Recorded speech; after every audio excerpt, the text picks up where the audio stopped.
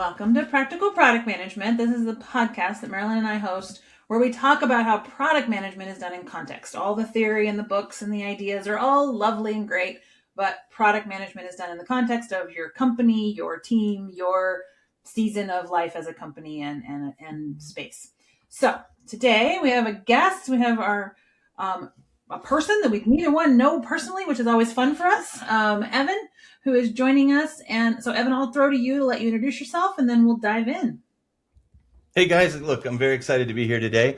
My name is Evan J. Schwartz. I'm the Chief Innovation Officer of AMCS Group. AMCS is the largest leading SaaS provider for resource-intensive industries. Our goal is to maximize the margins, profitability of our customers while also doing the best we can do for the environment. Awesome. Very nice to meet you, Evan. Nice to meet you guys. Excited to talk to you and learn more. My first question is what is a Chief Innovation Officer and what problems are you helping companies solve? That's a great question. So I would say most companies tackle innovation sort of as a shared responsibility. So it's not like companies aren't innovative. Every company's innovative. You reach a certain size, though, where you need to start putting a focus on those things that are innovation. Because everybody across various departments and companies have responsibilities and roles. So this allows us to compartmentalize. So what is innovation really? It's taking a bet on something that we think is going to dramatically change the way our customers operate, increase their revenue, simplify, reduce cost, optimization. Maybe it's some better way for us to do something. Everyone knows a lot about AI going around the world. I mean, I've seen it on the front of an orange juice gallon. AI is making everything now. So a lot of what I'm doing here over the last couple of years is making sure that AMCS is doing AI right? And that's a tough battle when you look at what's happened over the last couple of years. This isn't everybody. There's a lot of people doing it right, but a lot of people are not doing it right. MIT's report was very damning from last year, 90% to 95%. Looked good early days, didn't scale. If you go to Gartner, it's still in the 75%, 65 to 75%, can't get it out of POC. How do you get it there? So for me right now, the critical roles and bets that I'm taking, and there's a variety of them, is we take it in, we build a team, we build the use case, we make sure we're following, ethical, moral processes, all the guardrails are there, we get it way past the proof of concept. And then once we've got it critical mass, we kind of lift it up, put it back into the product organization, who then takes it, perfects it, marketing, puts it in the world, and then we move on to the next bet. You reach a certain size in a company that if you don't start to put a focus on innovation, it starts to slow down because the company itself has a hard time moving in a variety of directions because you've built a lot of products that you have to maintain and support. This gives me the ability to remain agile and take a run at a lot of good bets to see what's going to be innovative and work well in the market. So how do you, sorry, I'm going to jump in. No, go ahead, Leah. Similar question, but so when you say that, it sounds great. I totally agree. Yep. I guess it makes me a little like itchy and makes me close one eye when I think about how do you just hand it over to product? So that's a great question. That is a great question. The job of a product manager is to be That's innovative. Absolutely right. That's a great question. Yeah. So the reality is I'm not necessarily an island unto myself. Okay. So as we bring in use cases and best bets, I've got an innovation council filled with SLT people that are going to fund these projects. If a project gets funded as a bet, and we've done the use case, we've done some of the market analysis, we understand why we're doing it, then it involves, all right, product person, this is going to land back to you. How much can you give me from your team? Is it oversight? Can I borrow your product manager or a product owner that can sit with the team? I know that you may not have the development resources, you may not have all of that. So what really an innovation officer is a separate PMO program where it's a matrix organization where you're pulling people from a variety of disciplines into a concentrated project or goal to get something across the line. I don't really own those resources. I'm just managing it, but it is different enough because we would take certain risks that might not be taken within a mature product group or organization. So it gives us the ability to run, fail fast, to prove things out in a way that maybe you wouldn't take those risks in a standard product development organization, right? And if I do Exactly face what we plant, like to do, so that's why it's interesting. well, That's what we do, everyone's got a right? different risk profile, right? But if you're Yeah, yeah. serving the industries that we serve that are highly compliant, highly regulated, you don't always get to take those risks. And this gives us a medium to run at a narrow vertical with the risk, but heavy oversight from the product organizations that are going to be the receivers or the benefactors of this outcome. This just Yeah. allows me to run fast, fail fast. If we can't get there, because we're answering questions, really, if you think about it, we're filling in the question marks.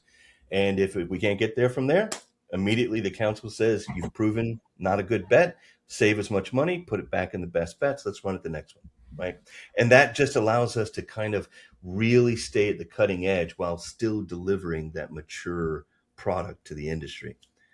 That's how we're staying on the knife's edge at How do AMC. you source ideas, Evan? So, like to Leah's point, like one of the things that we are pretty passionate about is a product manager must know their customer problems.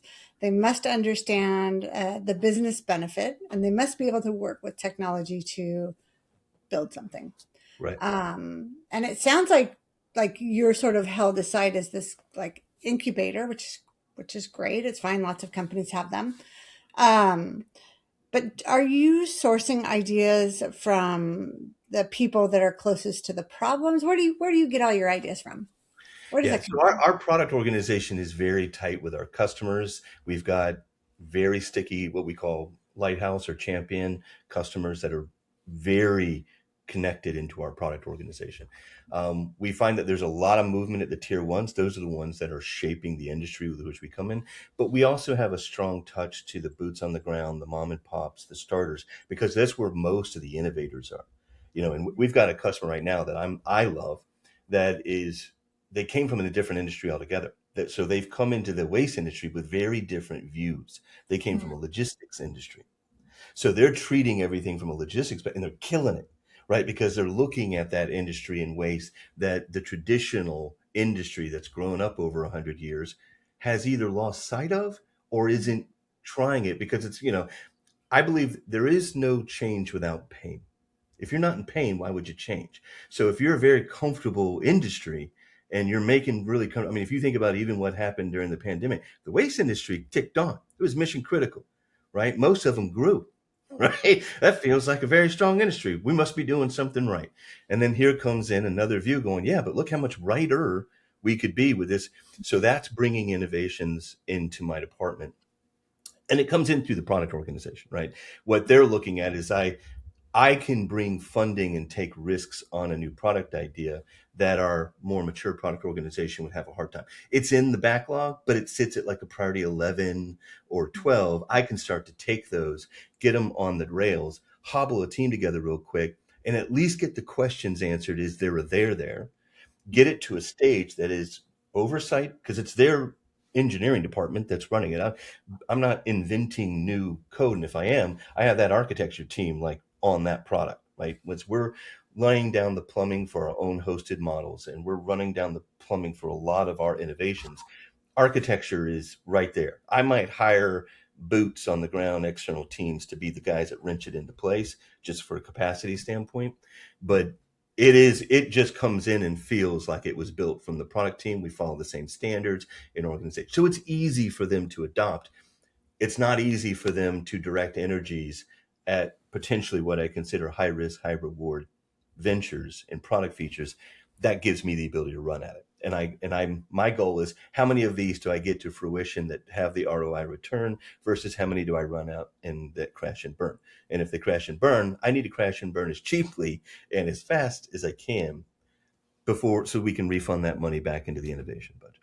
Does that help out? That answers my question. So I'm like, now I'm going to be a little provocative, which is sometimes my role. Sometimes Leah is the provocative one.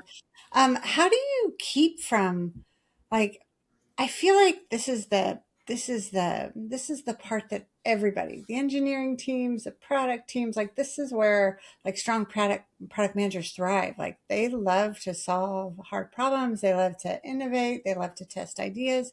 How do you either involve them deeply enough that they don't get frustrated that you get to do the fun stuff, or like stop resentment from building? Like how do you manage They that are with doing the fun stuff. Like I said, they're deeply involved in every one of these channels. In all fairness, I'm going to say I do the stinky parts of the job, right? No, your product manager wants to be inventive, do the mock-ups, yeah. understand it, talk to the customer, talk about how great it's going to be when this goes out. And then, well, yeah, but you realize we're going to have to carve out this new infrastructure. We're going to have to change our CI/CD pipeline. Okay, Evan, I need you and your team to go work that piece out, figure it out, and tell me that it's doable, that it can just drop into the CI/CD. It can get into our deployment platform. It hits all of our quality metrics. Go handle. And I'm just going to keep feeding you the use case. You go make it a real thing. You get it to a state. I don't take it all the way to the finished product. I take it to the end of the lighthouse. That's my job. My job is I have like a stable of 25. We're trying to get it up to 30 because we're in 80 countries around the world at various levels, tier 1, mid-level, and small, that are willing to travel the journey with it. They'll take an early adopted product. They recognize they're suffering the slings and arrows, but we make it worth their while, right? They Yeah. get a lot of input, and they get some nice deals around the cost of this new thing, and they get a little bit of a runway in the market to see where the advantage is, right? So at the end of the day, it's customer led, product driven. My job is just to drive the matrix program, to execute on it, and then have eyes from SLT on the funding so that we can run fast to a point that it's not as much of a risky bet, that I've got it to a known state, at which point I would not be able to run fast if I owned it beyond that point anyway. Now I start to take on the drag of a product, but then they can take it in. There's a hypercare period between me and product where they would take that back in. And in fact, a lot of our, now I'm getting maybe into the weeds, but a lot of where we build the team, if it's so new, and AI has a lot of this as it's deeply embedded, those members might have been contract for me, go to contract to hire and join the product team, and they kind of go with it, right? I mean, Yeah. maybe part of what you're getting from us is that both, like, my background is as a technical product manager, right? Okay. So I like that part, right? Yeah, So it is. I like the part that Marilyn described, but I also like the carry it over the line. And you're dealing with two product people who also lead engineers, and so who have So played the you would team be role. deeply involved in every Yeah. one of these initiatives. So I don't have yeah, I don't have a product manager or product owners. I borrow and steal, yeah, right? totally. I get Every that. program I work on is a matrixed, hobbled together initiative. I need, how many engineers can I get? How many outside resources? Do we need to hire new tech from the Sure. outside because we don't have the skill set? Those kind of get a little marker above their name of we're going to have a talk with them at the end of this journey because I'm adding that new skills. Yeah. I'm a strong and ardent fighter from a skills-based organization lives in the engineering world, and talent lives in the product world. I should be able to go to the market and buy a developer that understands React. I should be able to go to the market and buy a developer that understands cloud computing. I get nervous when I find that my developers have a lot of industry knowledge. That makes them really strong and fast. But I'm trying to avoid building boutique tech that I couldn't go to the market and say, I need a guy that knows this because this is some proprietary platform technical solution.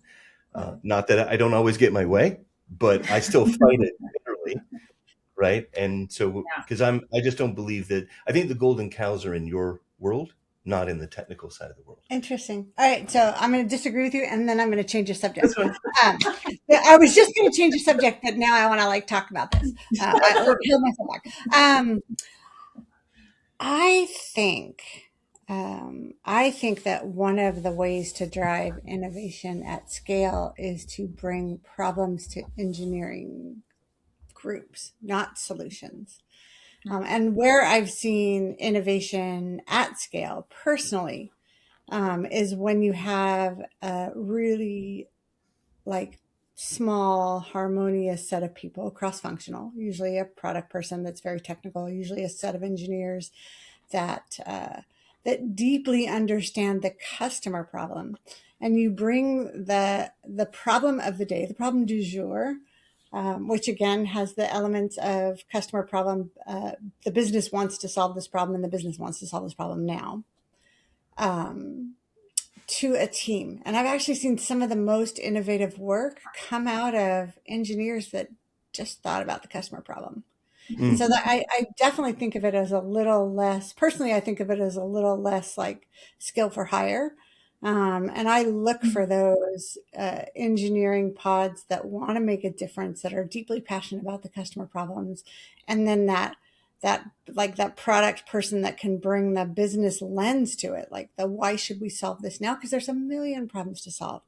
The question is, why should we solve this problem now, and what benefit should we as a business expect out of it? But that's not actually the conversation I want to have. You've said two things that I'm really curious about. So now I'm gonna pivot. Well, I just want to qualify, and I'll defend your position. It is a hotly debated topic within our organization. Yeah. But I cleanly separate technical innovation from product innovation. I put those in two different categories. I think one feeds the other, but I think you can do technical innovation, which we do. We call it the GIC. It's a wholly separate innovative track under the engineering. So I don't want to think that we're stifling and everyone's just code monkeys. That's not the world. Yeah. But those innovations are to solve the product innovative solutions that we're trying to solve.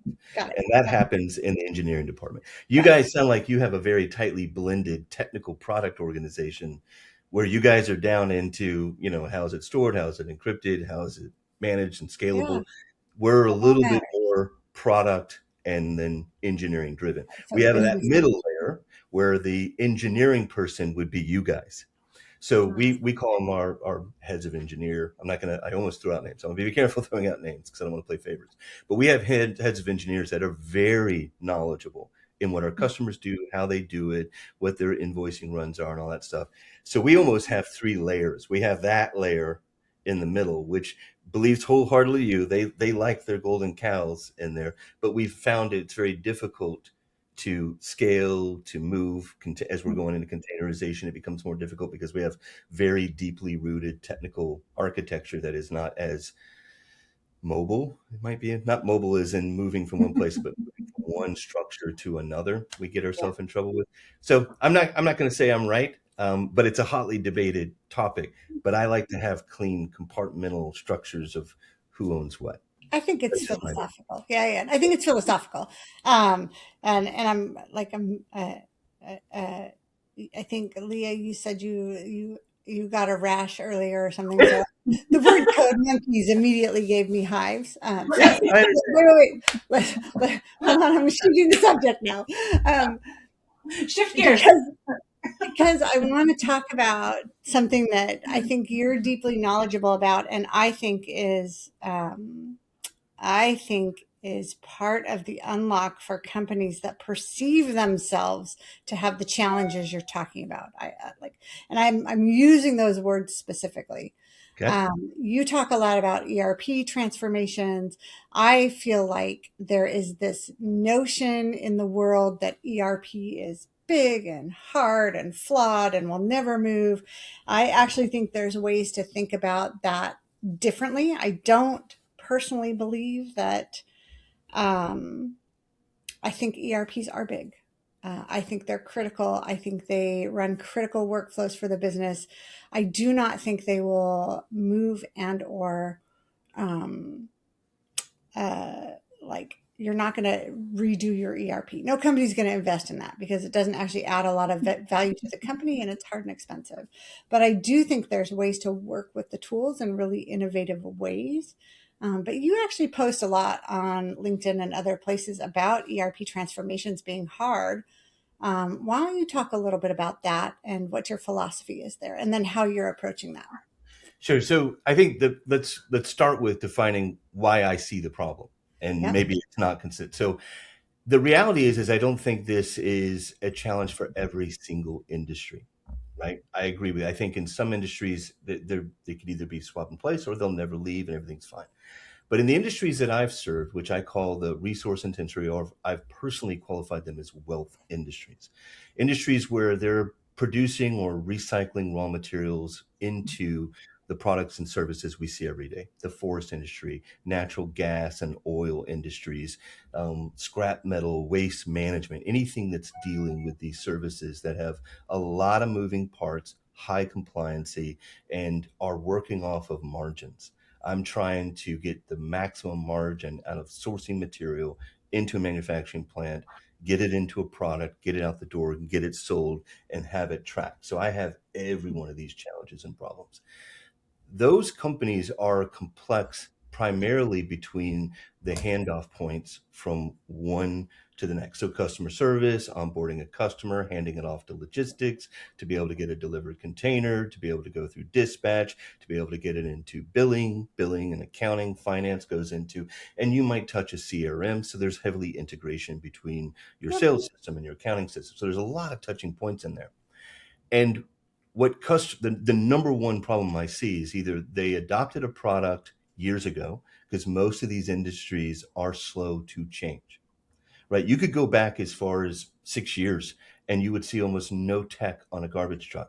Today, they're mobile data centers, 10 to 15 cameras all the way around it, onboard computing, sensors, lift arms, major digital revolution. If you go back further in the paper industry, that's guy multi-generational.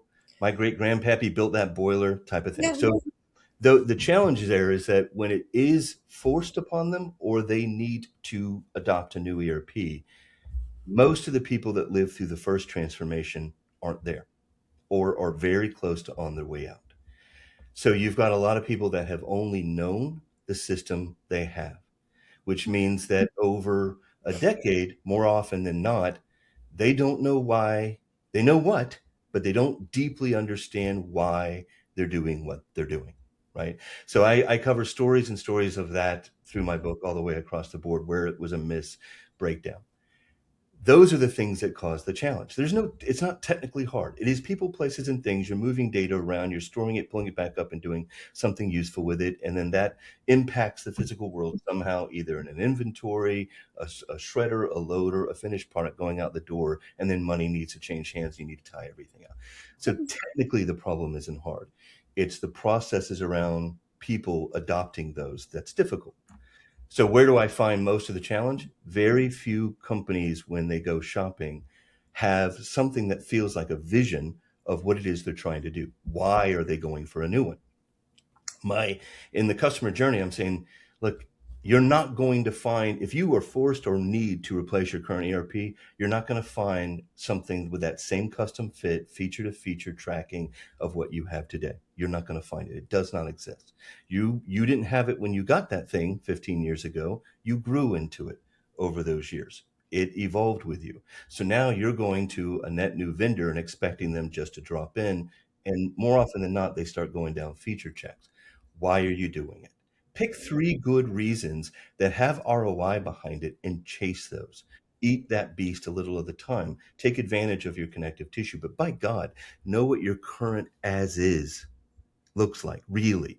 Not, I think it is this, and then you find out there's an access database in the corner that is wholly responsible for a compliance reporting. And without it, we can't go forward. And now the implementation stops hard right there. Know what you have as best as you can, or bake in some kind of a tolerance in the rollout and discovery phase to get it. Then design your 2B. Can I jump in right there? Yeah. Doesn't that then require that they do that discovery and do it deeply and make sure that they do a gap analysis of what it actually does today and what they actually want it to do? And that would be the ideal circumstances to have it, because I see businesses shopping for a new ERP without having done that. They have very soft, very weak goals. And I say weak as in they don't have any strong metrics. They want to increase revenue, but they don't really have a good sense of what this system produces from a cost value today. In other words, if I want 20% more revenue out of the thing, what's your today metric? They haven't done that work. Like let me just finish this piece here. So with Smurfit Stone, we did that work. We did a full process analysis. They didn't have a system. And we saw with them that it was costing about $12 and change to bring a load of round wood across the scale. And they do 1 million loads a day. As we went and rebuilt the process and dropped in the ERP, that dropped to about $1.40 per load.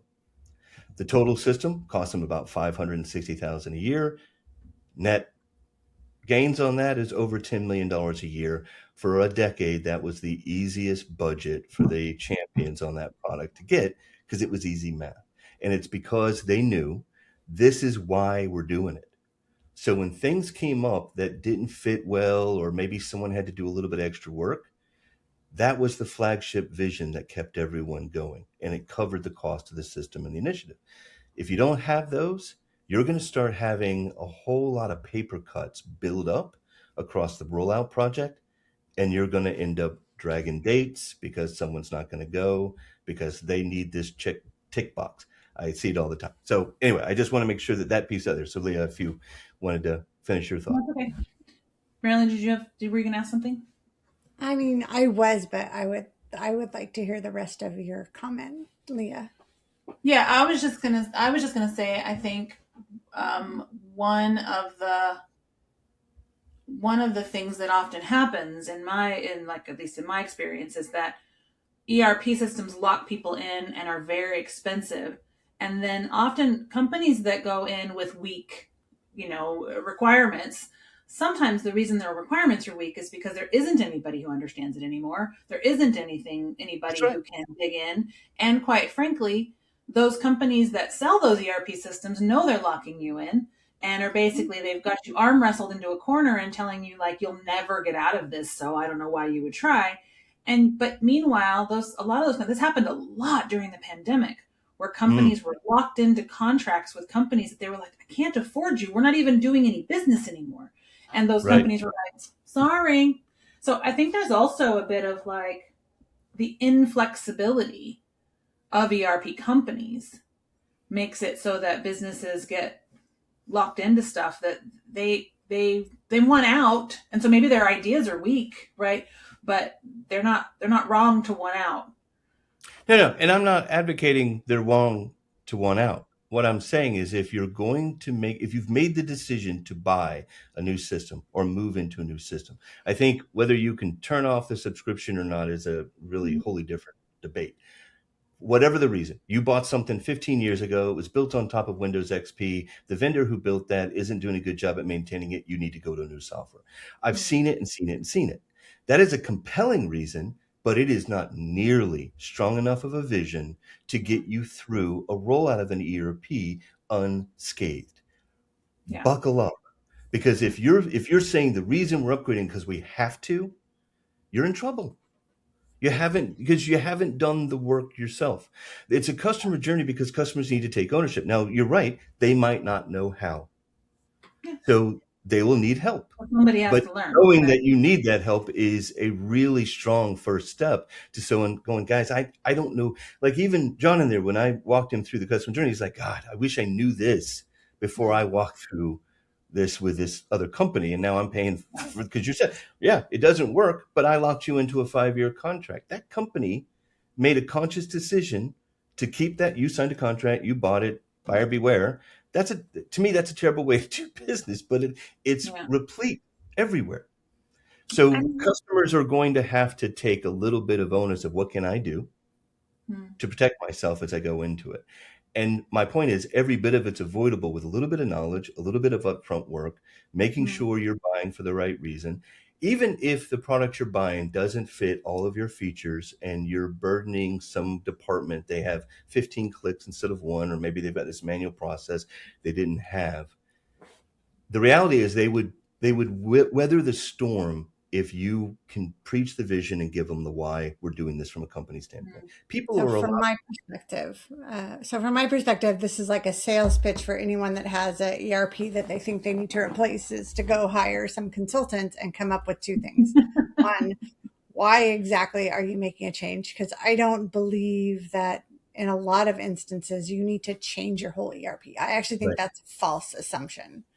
And I think if you really understood the business problem you're trying to solve, there's probably 100 ways to solve that problem, and replacing your Oracle or SAP or whatever is a really, really, really, really expensive way and reason to do it. And two, go hire someone to map your whole system before you touch anything or sign any contract, and then look at alternatives to where And you're then shop, right? It's like, I agree with you. The very first phase of the customer journey I put together is before you buy, do these things.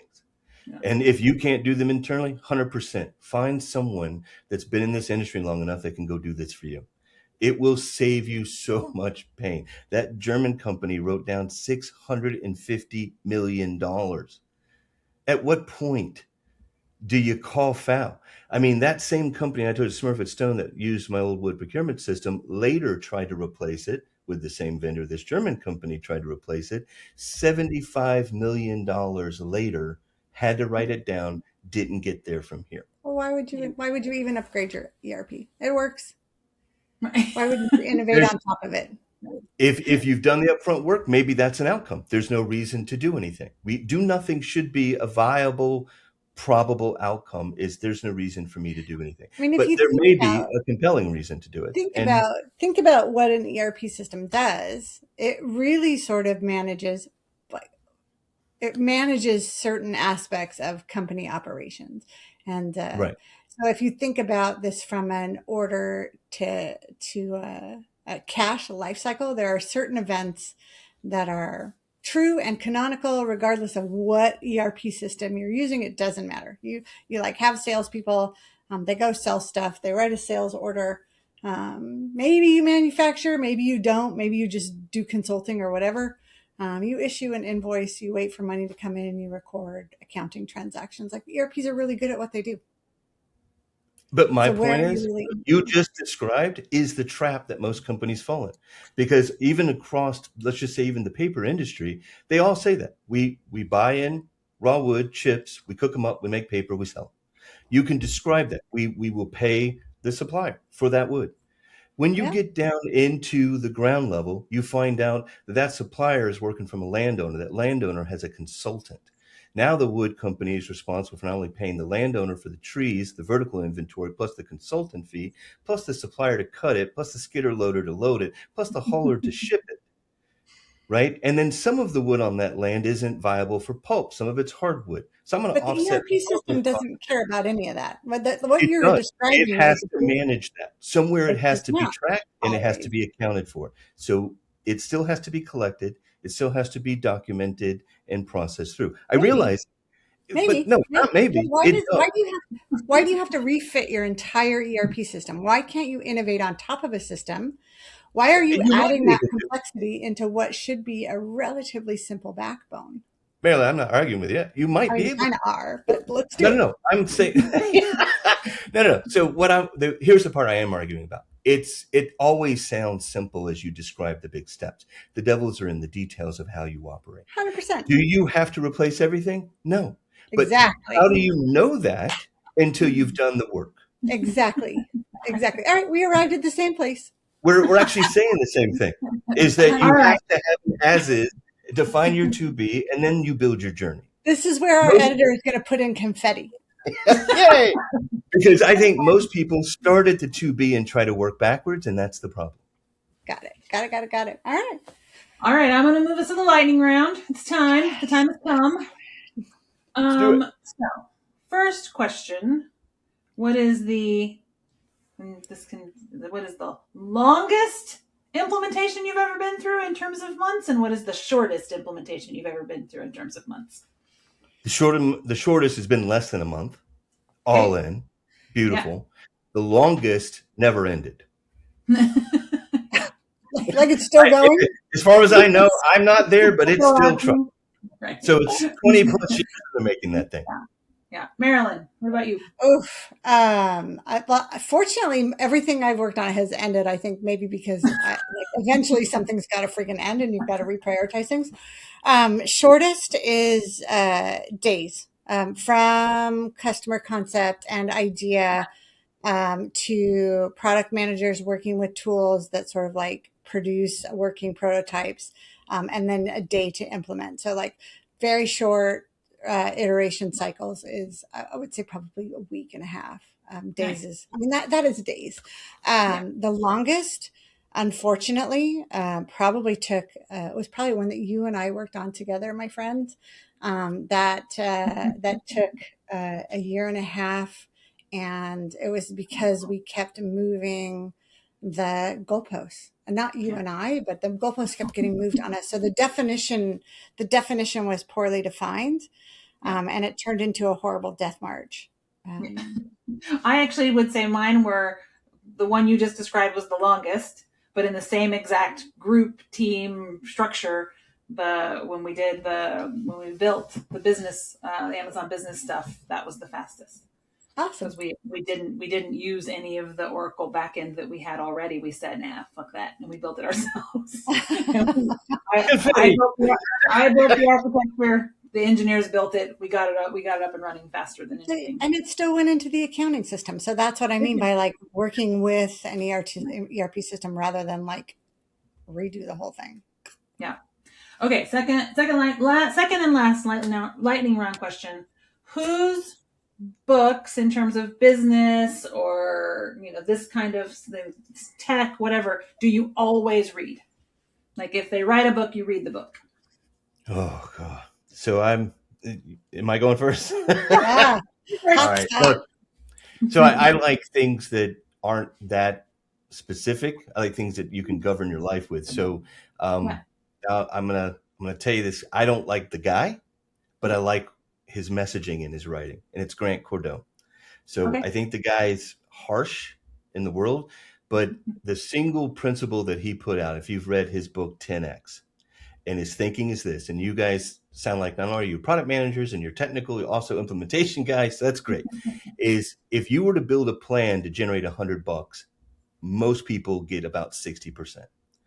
So if you were to try to, all you do is change the plan. I want to now get $1,000. I still need 100, but I'm going to get $1,000. Your plan changes. You would create a fundamentally different plan to achieve $1,000 than 100. You still don't get 1,000. You might likely get 600 of that bucks, statistically speaking, but you're now 6x your original goal. And that's why it's called 10x. Yeah. And I have found that to be useful across the board. Yeah. Not really to 10x every single thing, but to just relook at the plan as an overshoot plan. What would I change differently to achieve the goal? And I found since I've read that book, I'm hitting my goals far more consistently since I've just made that tweak. Now it's more nuanced than that, but that's the gist of it in case you don't want to read the book. Interesting. Marilyn, I mean, you know my greatest hits, Leah. So like BJ Fogg put something out in there. I will tell you that Nir Eyal just wrote a new book that's on pre-order called Belief. And I've started looking at a lot of his pre-read material. So some of his like the handbooks and stuff that come with the pre-order. This is not a sales thing. I do not get an affiliate link. But a lot of his thinking really aligns to that human behavior design. And I am super jazzed about this book, and I will be bringing it up in a future podcast. Nice. We'll talk about it. How about you? Yeah, it's a good question. I mean, I think you got me onto BJ Fogg, so I'm a little bit on a reread of his work now. So that's something.